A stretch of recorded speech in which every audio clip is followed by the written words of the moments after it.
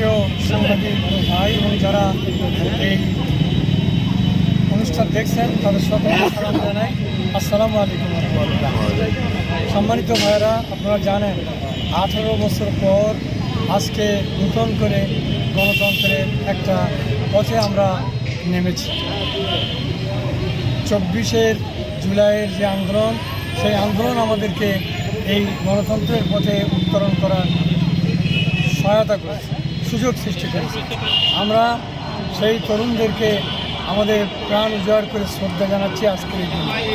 আমি আমার দায়িত্বশীল নেতৃবৃন্দকে সাথে নিয়ে, শহীদদের পিতাদের সাথে নিয়ে আজকে নমিনেশন পেপার আমরা জমা দিয়েছি।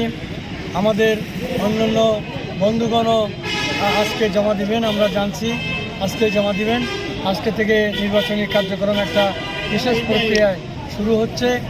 আমরা আশা করি গণতান্ত্রিক পদ্ধতিতে শান্তি শৃঙ্খলা রক্ষা করে, আইন মান্য করে আমরা নির্বাচনে কাজ করতে পারবো সবাই মিলে। আমরা সবাই দেশকে ভালোবাসি, আমরা সবাই আমাদের এই উপজেলাকে ভালোবাসি। আমি মনে করি আমার অন্যান্য দলে যে বন্ধুরা রয়েছেন, আমরা গণতন্ত্রের জন্য পারস্পরিক সহায়ক হিসেবে কাজ করব। কে নির্বাচিত হবে সেটা আল্লাহই জানেন। জনগণ যাকে নির্বাচিত করবেন তিনি নির্বাচিত হবেন। আমাদের এখানে কোনো জোরাজুরির কিছু নেই। আমরা মনে করি জনগণ নিঃসংকোচে নির্ভয়ে আগামীতে ভোট দিতে পারবেন এবং আমরা এর জন্য আমাদের সর্বাত্মক সহায়তা করতে চাই।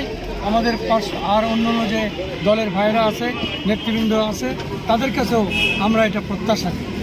আপনি যদি নির্বাচিত হন, এখানকার মানুষ যদি আপনাকে ভোট দিয়ে নির্বাচিত করে, আপনি শাসক উপজেলার কোন বিষয়গুলোর প্রতি আপনি গুরুত্ব দিবেন? আমার 1 নম্বর গুরুত্ব হচ্ছে সারসার 4.5 লাখ মানুষের মধ্যে ঐক্য ও ভালোবাসা সৃষ্টি করা।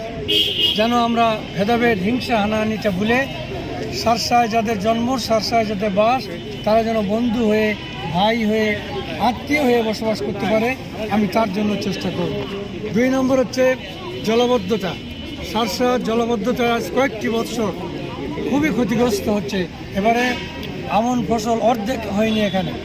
আমাকে যদি আল্লাহ সুযোগ দেন, আমি এই জলবদ্ধতা যে আমাদের সীমান্তে উঁচু ভেড়ি বেঁধে আমাদের খালগুলো খনন করে আমাদের এক বিলের সঙ্গে অন্য বিলের সংযোগ দিয়ে আমরা এই জলবদ্ধতা দূর করতে চাই। সর্বোপরি যে অন্যায়ভাবে ভেড়িগুলো করা হয়েছে, যে ভেড়িগুলো এই জলবদ্ধতার অন্যতম কারণ, আমরা সে ব্যাপারে হস্তক্ষেপ করতে চাই।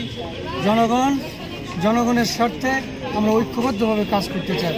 এছাড়া আমার যে লক্ষ্য সেটা হচ্ছে আমাদের যোগাযোগ ব্যবস্থা নিচের দিকে, খুবই যোগাযোগ ব্যবস্থা খারাপ। এই যোগাযোগ ব্যবস্থা যাতে টেকসই হয়, উন্নত হয়, আমি তার জন্য গুরুত্ব দিয়ে কাজ করব। আমাদের যে স্বাস্থ্য ব্যবস্থা, আমাদের নাবারণ হাসপাতালটা আপনারা সবাই জানেন যে কি দুরবস্থা। বাদুড়ের বাস আর মাদক ব্যবসা চলে সেখানে। ডাক্তার যা থাকা দরকার 3 ভাগের 1 ভাগ ডাক্তার থাকে। আল্লাহ যদি আমাদেরকে সুযোগ দেন, আমরা এটা নাবারণের হাসপাতালটি একটি 100 বেডের আধুনিক হাসপাতাল করে গড়ে তুলতে চাই। বেনাপোলে একটি 50 বেডের হাসপাতাল করতে চাই। বেনাপোল বন্দর আপনারা জানেন বাংলাদেশের বৃহত্তর স্থলবন্দর। এই বন্দরটা চুরি, ঘুষ এবং অব্যবস্থাপনা জন্যই এই বন্দরটা দেশের সেবা দিতে পারছে না, সারসার সেবা দিতে পারছে না। আল্লাহ যদি আমাদের সুযোগ দেন, আমরা সব দলের ভালো মানুষের সহযোগিতা নিয়ে, ব্যবসায়ীদের সহযোগিতা নিয়ে, অফিসারদের সহযোগিতা নিয়ে এই বন্দরটি যাতে পূর্ণভাবে দেশ সেবা করতে পারে, এই সারসার উপকার করতে পারে, আমরা সেই পরিবেশকে গড়ে তুলব ইনশাআল্লাহ।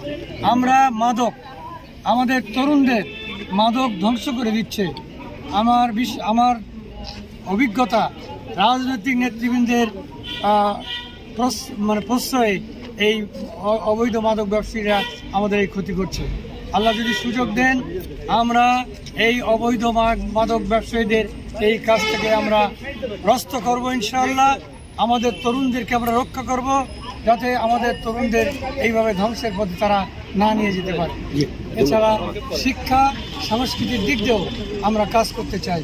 আল্লাহ ধন্যবাদ। আসসালামু আলাইকুম।